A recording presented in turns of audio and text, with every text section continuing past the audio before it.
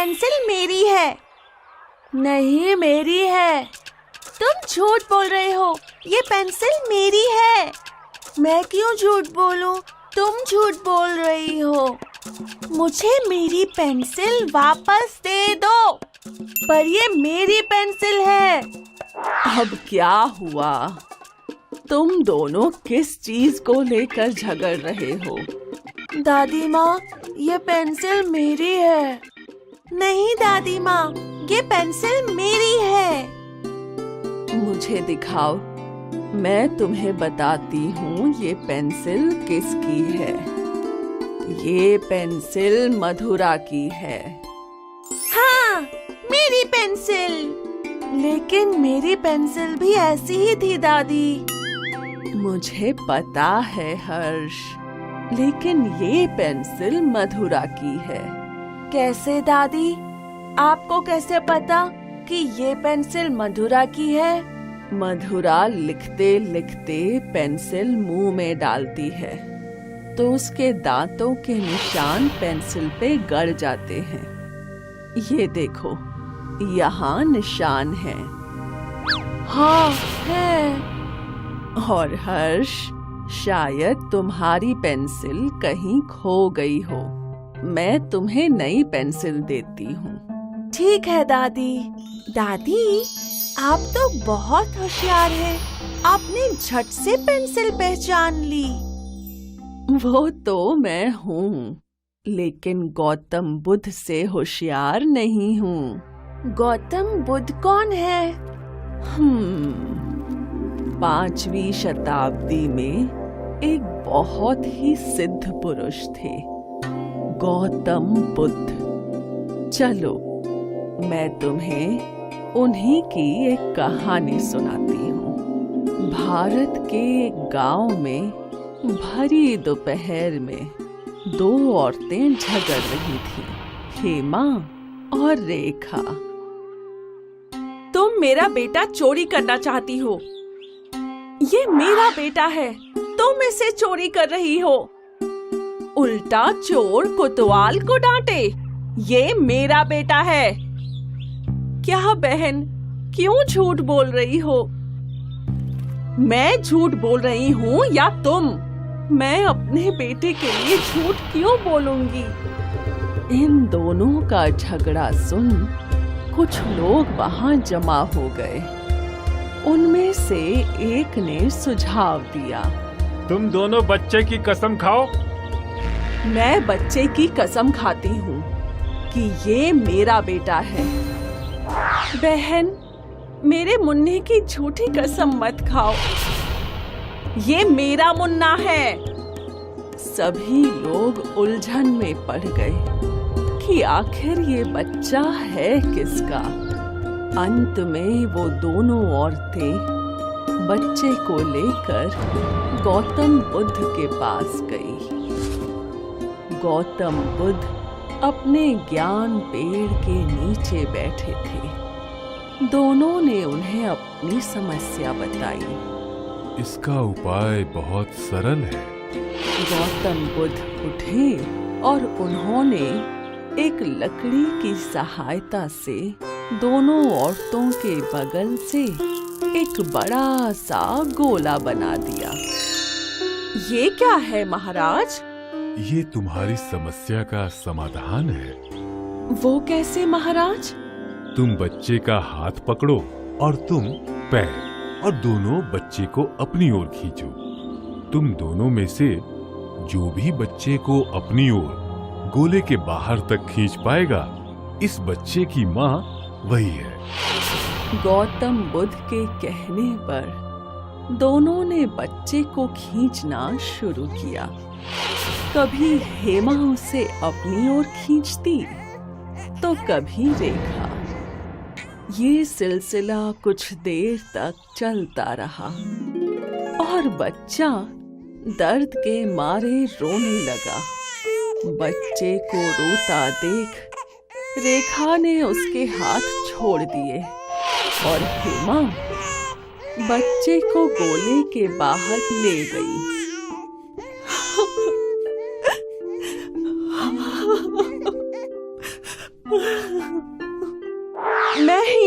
बच्चे की माँ हूँ। नहीं नहीं नहीं, तुम बच्चे की माँ नहीं हो। लेकिन आपने ही तो आदेश दिया था महाराज। जो बच्चे का दर्द नहीं देख पाई वही उसकी असली माँ है। गौतम बुद्ध ने वो बच्चा रेखा को दे दिया। दादी माँ, गौतम बुद्ध तो सच में बहुत बुद्धिमान थे, बिल्कुल मेरी तरह। तुम और बुद्धिमान, तुम तो अपनी पेंसिल भी नहीं पहचान पाए। हर्ष, हर्ष, क्या तुम यहाँ हो? भूख, मधुरा डरपोक, मधुरा डरपोक। अच्छा रुको, तुम्हें मजा सिखाती हूँ। तुम्हें तो आज मजा सिखा के ही रहूंगी। क्या हुआ मधुरा?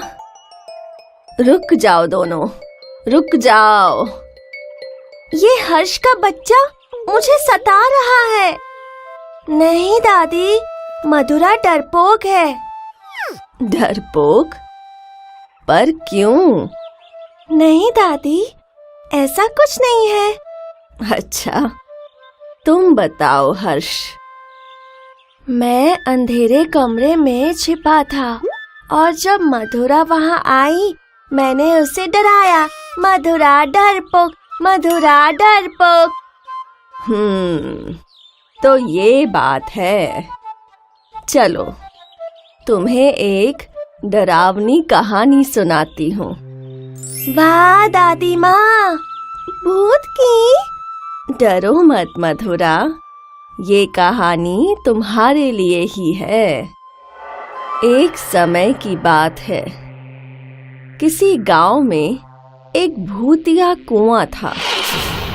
लोग इस कुएं के आसपास भी भटकने से डरते थे।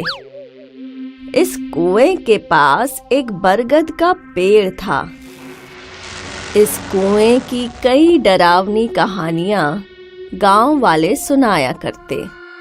गांव का हर एक बच्चा, बूढ़ा, सब उस भूतिया कुएं से डरते थे, सिवाय एक के, शंभू लोहार। शंभू लोहार बहुत ही मेहनती था। वो दिन भर लोहा बनाया करता था। एक दिन शंभू अपने दो दोस्तों के साथ बैठा था।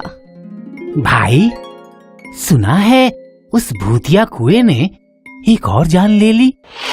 पता नहीं कौन सा श्रापित भूत उस कुएं पे रहता है। भूत वूत कुछ नहीं होता, ये सिर्फ मनगढ़ंत कहानियां हैं। हाँ। अच्छा, तुम बहुत साहसी हो। अगर तुम्हें ऐसा लगता है कि भूत नहीं होते तो इसे साबित करो। चलो शर्त लगाते हैं। क्यों नहीं, पर कैसी शर्त? तुम्हें आधी रात को उस भूतिया कुएं के पास जाना होगा और उसके पास के पेड़ के 10 पत्ते तोड़ लाने होंगे। हाँ, तुम्हें हर पत्ते के 100 रुपए देंगे, मतलब 10 पत्तों के 1000 रुपए। अरे वाह, इससे तो पूरे महीने का राशन आ जाएगा। मुझे तुम्हारी शर्त मंजूर है। और जैसा तय हुआ था, तीनों मित्र आधी रात गांव के चौराहे पर मिले। यहाँ से आगे तुम अकेले जाओगे? हम तुम्हारा यही इंतजार करेंगे। हाँ। शंभू आधी रात को अकेले निकल पड़ा। अंधेरा कुछ ज्यादा ही था और जंगल में भेड़िए भी चिल्ला रहे थे। शंभू को कुछ आवाजें सुनाई दी। तभी उसके बगल से एक सांप गुजरा। वो थोड़ा डर गया, पर वो रुका नहीं। वो चलता रहा और उसे भूतिया कुआं दिखा और फिर वो बरगद का पेड़। शंभू बरगद के पेड़ के पास गया और उसने पत्ते तोड़ने शुरू किए। 1, 2, 3, 4, अचानक उसे वहां पेड़ के अंदर कुछ चमकता दिखा।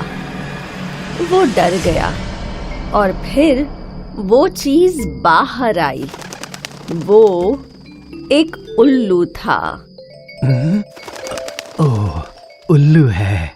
4, 5, 6, 7, 8, 9 और 10।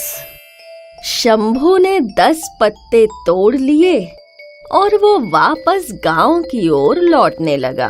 अब वो पहले से ज्यादा खुश था। शंभू गांव पहुंचा और उसने वो पत्ते अपने दोस्तों को दिए। गिन लो, पूरे 10 पत्ते हैं। तुझे भूत ने कुछ नहीं किया? अरे भूत होता तो कुछ करता ना। मतलब? उस पेड़ पे या कुएं में कोई भूत है ही नहीं।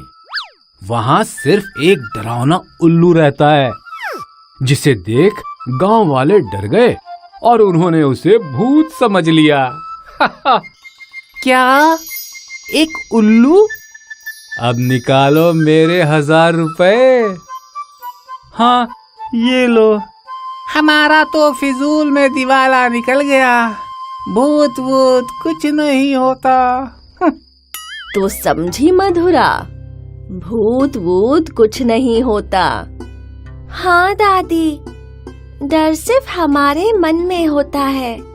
बिल्कुल सही। मैं तो पहले से ही किसी से नहीं डरता था। वहाँ देखो हर्ष, एक आम। हाँ, चलो उसे तोड़ते हैं।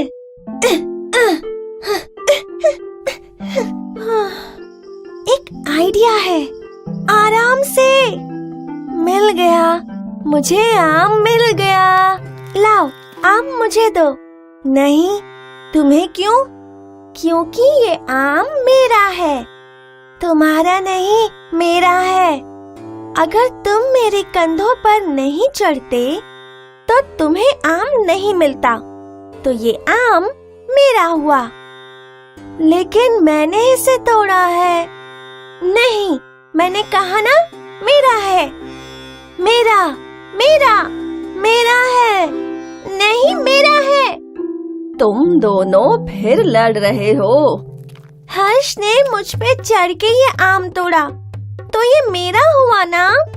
लेकिन दादी, तोड़ा तो मैंने, तो मेरा हुआ। तो ये बात है। चलो, तुम्हें एक कहानी सुनाती हूँ, फिर खुद ही सोच लो किसका आम है ये।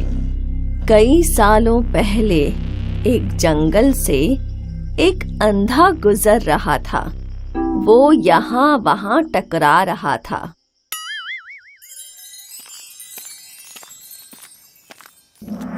इसी जंगल में एक लंगड़ा भी था, जो बैसाखी के सहारे चल चल कर थक गया और एक पेड़ के किनारे बैठ गया। कुछ देर बाद वो अंधा उसी पेड़ के पास आया और एक पत्थर से टकराकर गिर गया। अरे क्या हुआ भाई, तुम ठीक तो हो? हाँ, ठीक हूँ। मुझे तो इसकी आदत हो गई है। जन्म से ही अंधा हूँ ना। मैं भी तुम्हारी ही तरह हूँ। क्या तुम भी अंधे हो? नहीं नहीं, मैं पैरों से अपाहिज हूँ, मैं चल नहीं सकता। अरे रे रे, ऊपर वाले ने हम दोनों को अधूरा बना दिया। वैसे भाई, तुम कहाँ जा रहे हो? यही बगल वाले गांव में। मैं भी वहीं जा रहा हूँ। क्यों ना हम एक काम करें? मैं देख नहीं सकता और तुम चल नहीं सकते। तो एक काम करो, तुम मेरी पीठ पर सवार हो जाओ। मैं तुम्हारे पैर बन जाऊंगा और तुम मेरी आंखें। अरे वाह, इससे तो हम जल्दी दूसरे गांव पहुंच जाएंगे बिना किसी तकलीफ के। लंगड़ा अंधे पर सवार हो गया और उन्होंने अपना सफर शुरू किया। दोनों एक दूसरे से बातें करते चलते गए। दोनों बहुत खुश थे। जब दोनों एक बड़े से पेड़ के बगल से गुजर रहे थे तो भाई, इस पेड़ के अंदर से बहुत रोशनी आ रही है। तो भाई एक काम करो, मुझे वहाँ ले चलो। अंधा और लंगड़ा दोनों वहां गए और उन्हें वहां एक सोने के सिक्कों से भरा मटका मिला। भाई, यहाँ तो एक सोने के सिक्कों से भरा मटका है। अरे वाह, हमारा तो भाग्य ही खुल गया। दोनों ने वो मटका लिया और उसी तरह गांव पहुंचे। गांव पहुंचकर भाई, अगर मैं तुम्हें उस पेड़ तक नहीं ले जाता तो ये खजाना नहीं मिलता। तो ये खजाना मेरा हुआ। अगर मैं रोशनी नहीं देखता तो तुम्हें ये नहीं मिलता। तो ये मेरा हुआ। नहीं, ये मेरा है। नहीं, मेरा है। इन दोनों का झगड़ा एक सज्जन इंसान ने देख लिया। क्या मसला है भाई? आप दोनों लड़ क्यों रहे हैं? दोनों ने अपनी कहानी बताई।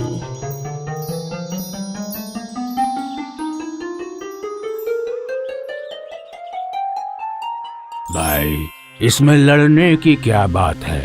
आप अगर खजाना नहीं देखते तो ये उस खजाने के पास आपको नहीं ले जा पाते। आप दोनों एक दूसरे के बगैर ये खजाना नहीं पा सकते थे। तो ये खजाना आप दोनों का बराबर बराबर का हुआ। आप दोनों इसे आपस में बांट लें। अंधे और लंगड़े दोनों ने खजाना आपस में बांट लिया और वो दोनों हमेशा साथ खुश रहे। तो इस कहानी से क्या सीख मिली तुम्हें? यही कि हमें अपनी चीजें आपस में बांट लेनी चाहिए और हमें लड़ाई नहीं करनी चाहिए। बहुत अच्छे मेरे बच्चों। लाओ, अब मैं ये आम काटती हूँ और तुम दोनों मिलकर इसे खाओ।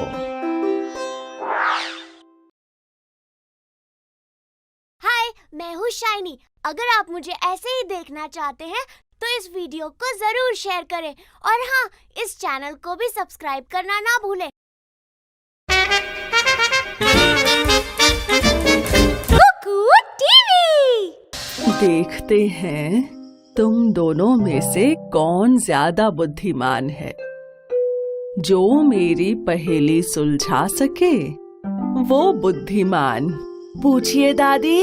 हरी डंडी लाल कमान, तौबा तौबा करे इंसान।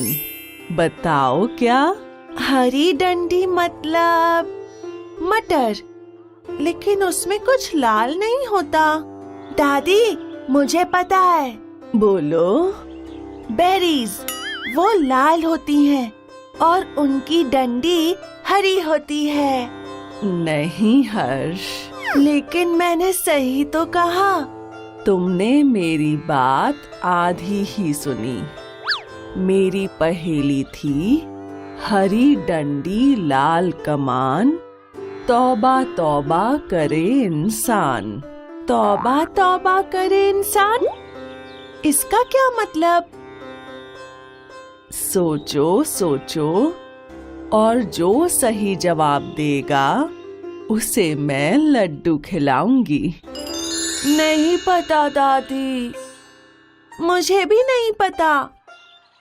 हरी डंडी लाल कमान, तौबा तौबा करे इंसान। लाल मिर्च, जिसकी डंडी हरी है, लाल तना है और उसके तीखेपन से सभी लोग डरते हैं। अरे हाँ, ये तो बहुत मुश्किल था दादी। चलो तुम्हें एक बुद्धिमान व्यक्ति की कहानी सुनाती हूँ, जिनका नाम था वेंकटेश स्वामी। कई वर्षों पहले वेंकटेश स्वामी दक्षिण भारत के किसी गांव में रहते थे। इसी गांव में किसान भीमा रहा करता था, जिसका एक छोटा सा खेत था। किसान भीमा अपने खेत में बहुत मेहनत करता, लेकिन उसकी सबसे गंभीर समस्या थी खेतों तक पानी पहुंचाना। वो गांव की नहर से पानी इकट्ठा कर अपने खेत तक लाया करता था। इस तरह उसे दिन भर कड़ी मेहनत करनी पड़ती। भीमा के पड़ोस में एक मुर्गी पालक शंकर रहा करता था। शंकर मुर्गियां पालता और अंडे बेचा करता।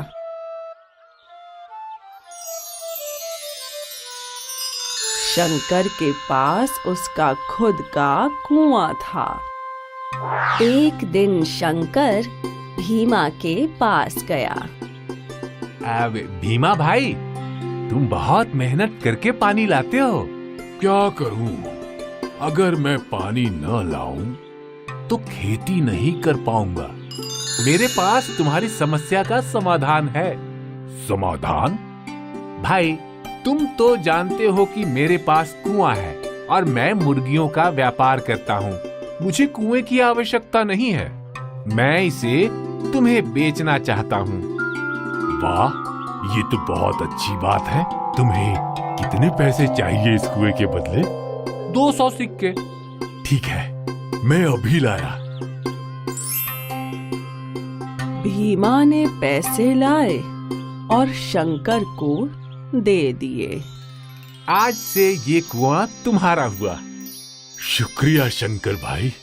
अगले दिन भीमा बहुत खुशी खुशी अपने नए कुएं के पास पानी इकट्ठा करने गया। वो बाल्टी अंदर डाल ही रहा था कि शंकर बोला, अरे रे रे रे, ये क्या कर रहे हो? पानी ले रहा हूँ अपने कुएं से। ये कुआं भले ही तुम्हारा है, पर ये पानी मेरा है। ये क्या बोल रहे हो भाई? कल तुम्ही ने तो मुझे ये कुआं बेचा था। मैंने तुम्हें कुआं बेचा है, पानी नहीं। तुम्हें पानी के लिए अलग पैसे देने होंगे। ये तो नाइंसाफी है। चलो चलो, आए बड़े। भीमा निराश हो गया और वो गांव के चबूतरे पर खड़ा रोने लगा। तभी वहां से वेंकटेश स्वामी जी गुजर रहे थे। वो भीमा के पास आए और भीमा से उसके दुख का कारण पूछा। भीमा ने उन्हें सारी कथा बताई।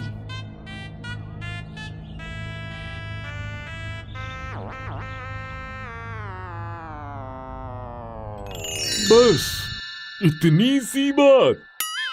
वेंकटेश जी, मेरे पैसे लुट गए और आप कह रहे हैं बस इतनी सी बात? ये बात आपको छोटी लगती है? मैं तुम्हें इसका हल बताता हूँ, गौर से सुनो। वेंकटेश स्वामी ने भीमा के कान में कुछ कहा और भीमा खुश हो गया। भीमा वहां से वापस शंकर के पास गया। ये कुआं मेरा है। हाँ, वो तो है। तो इसके अंदर का सारा पानी निकाल दो, या तो फिर पानी रखने का मुझे भाड़ा दो। क्या? ये कुआं मेरा है तो मैं जो चाहूँ इसमें रखूं। पानी तुम्हारा है तो तुम्हें मुझे पानी का भाड़ा देना होगा। शंकर के तो शब्द ही नहीं निकल रहे थे। वो सोच में पड़ गया कि अब वो क्या करे। अंत में भीमा को उसका कुआं और पानी दोनों मिल गए।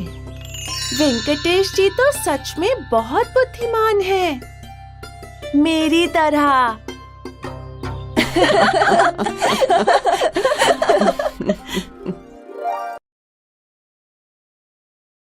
हाय, मैं हूँ शाइनी। अगर आप मुझे ऐसे ही देखना चाहते हैं तो इस वीडियो को जरूर शेयर करें और हाँ, इस चैनल को भी सब्सक्राइब करना ना भूलें। कुकू टीवी। मैं तुम्हें पकड़ लूंगा मधुरा, सपने में।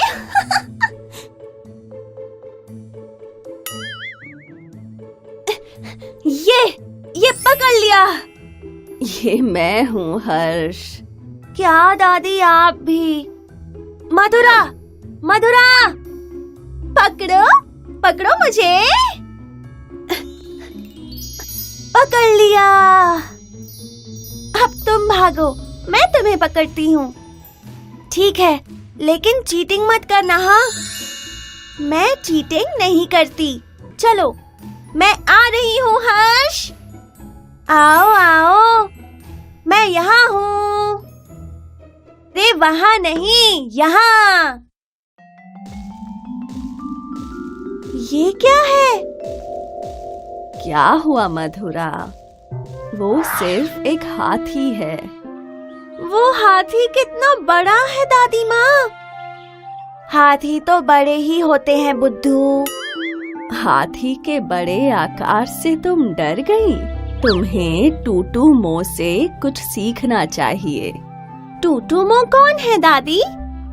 ये कहानी है इंडोनेशिया के जावा गांव की। यहाँ रहा करती थी टूटूमो और उसकी माँ। टूटूमो का घर जंगल में था और उसकी माँ जंगल से जड़ी बूटियां इकट्ठा कर गांव में जाकर बेचा करती।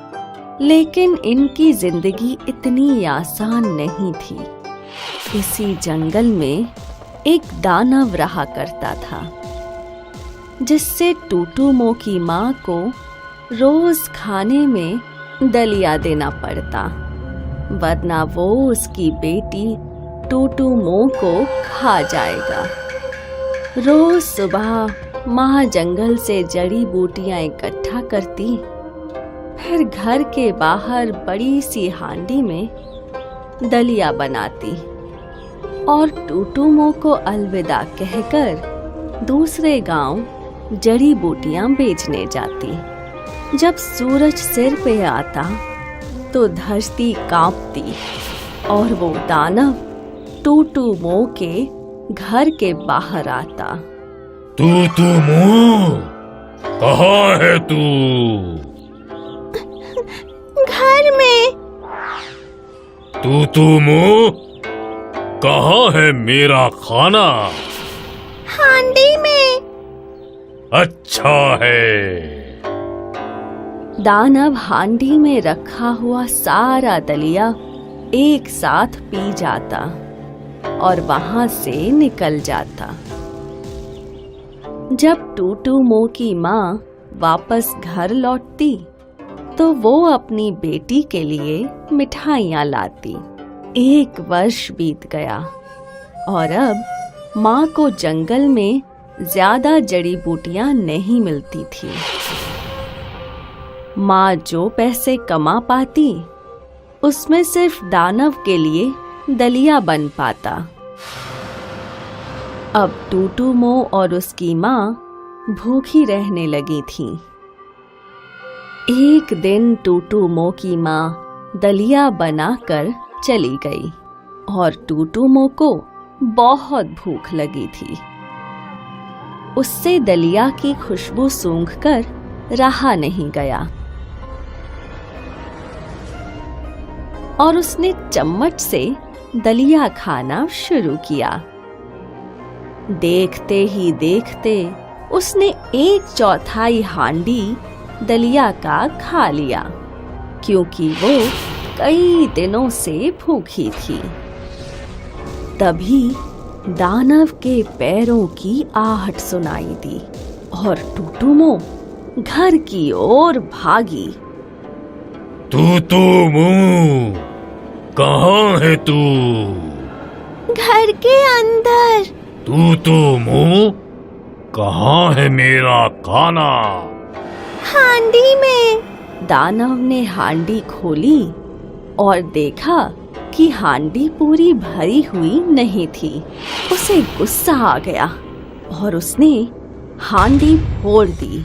फिर उसने गुस्से से घर का दरवाजा तोड़ा और टूटूमो को दबोच लिया और उसे निगल गया। टूटूमो दानव के पेट में पहुंचकर रो रही थी। मुझे छोड़ दो प्लीज।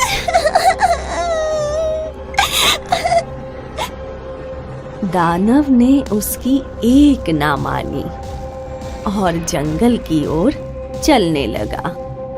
अचानक टूटूमो को कुछ सूझा। उसने अपने सिर पे लगे हुए पिन को निकाला और दानव के पेट में चुभाना शुरू कर दिया। दानव को दर्द होने लगा। उसे समझ नहीं आ रहा था कि वो क्या करे। टूटूमो, ऐसा मत करो।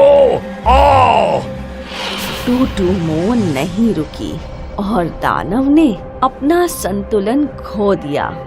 वो पहाड़ से टकराया और बेहोश हो गया। टूटूमो ने उस पिन की मदद से दानव का पेट फाड़ा और बाहर आ गई। तो मधुरा, जब टूटूमो एक दानव का पेट फाड़कर बाहर आने का साहस रख सकती है, तो क्या तुम हाथी के चलने से धरती में हो रही कंपन से डर जाओगी? नहीं दादी, बिल्कुल नहीं। अब से मैं हाथी के चलने से नहीं डरूंगी। मेरी लाडली गुड़िया। हाय, मैं हूँ शाइनी। अगर आप मुझे ऐसे ही देखना चाहते हैं तो इस वीडियो को जरूर शेयर करें और हाँ, इस चैनल को भी सब्सक्राइब करना ना भूलें। कुकू टीवी। दादी, दादी। आ गए तुम दोनों स्कूल से? हाँ दादी, पता है हमने आज क्या सीखा? क्या बच्चों? आज हमने हवा के बारे में सीखा। हवा के बगैर तो हम मर जाएंगे और हवा ना हो तो कपड़े भी नहीं सूख पाएंगे। बिल्कुल सही बच्चों। दादी, वो देखिए, आपकी चादर उड़ रही है। हम लाते हैं। ये लीजिए दादी, आपकी चादर। थैंक यू बच्चों। लगता है हवा की देवी को ये चादर पसंद आ गई। हवा की देवी भी होती है? चलो हवा की देवी की कहानी सुनाती हूँ। ये कहानी है मध्य प्रदेश के भोपाल के किसी गांव की। वहाँ दो औरतें रहा करती थीं, लीला और जया। लीला गरीब थी और उसका घर भी छोटा था और जया अमीर और बड़े घर में रहा करती थी। लेकिन फिर भी ना जाने क्यों वो लीला से जला करती थी। जया हमेशा लीला पे नजर रखा करती थी। एक दिन लीला अपने घर में कुछ कर रही थी। तभी उसने देखा कि बाहर बहुत तेज हवा चल रही है। उसे याद आया कि उसने बाहर कपड़े सुखाने डाले थे। लीला घर के बाहर आई और सूखे हुए कपड़े उतारने लगी। तभी उसकी एक चादर हवा के साथ उड़ने लगी। अरे नहीं, मेरे पास सिर्फ एक ही चादर है, मुझे इसे वापस लाना ही होगा। लीला चादर के पीछे दौड़ने लगी। जया लीला को चिंतित देख बहुत खुश थी। लीला चादर के पीछे दौड़ती रही। अब वो गांव पार कर चुकी थी। वो फिर भी चादर के पीछे दौड़ती रही, लेकिन अचानक उसका पैर एक पत्थर से जा टकराया और वो गिर गई।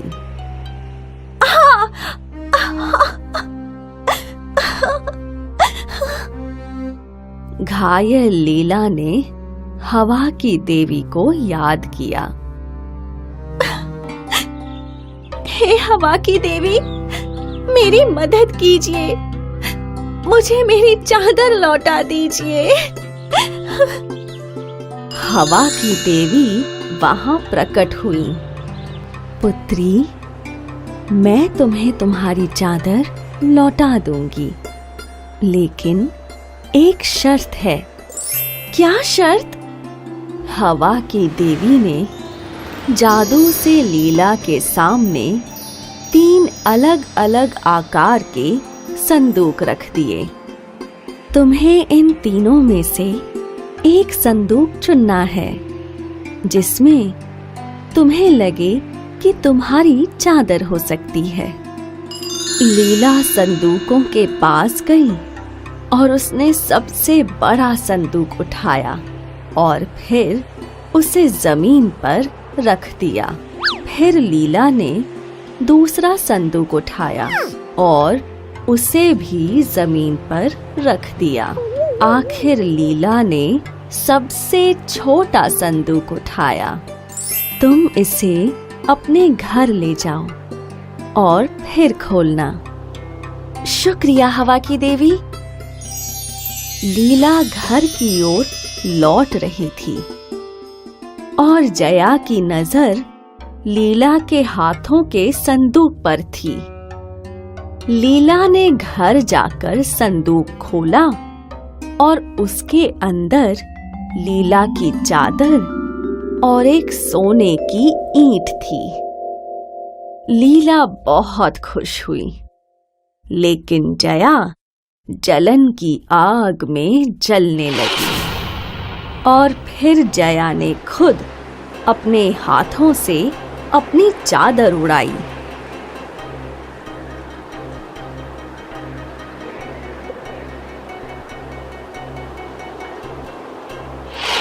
हवा की देवी, मुझे मेरी चादर लौटा दो। पुत्री,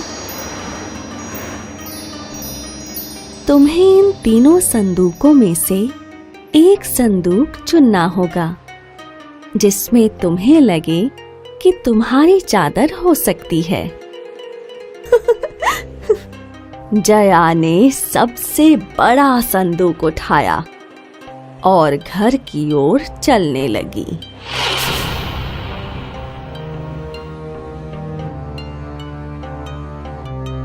जया ने घर पहुंचकर संदूक खोला तो उसमें चादर के साथ मिट्टी की ईंट थी।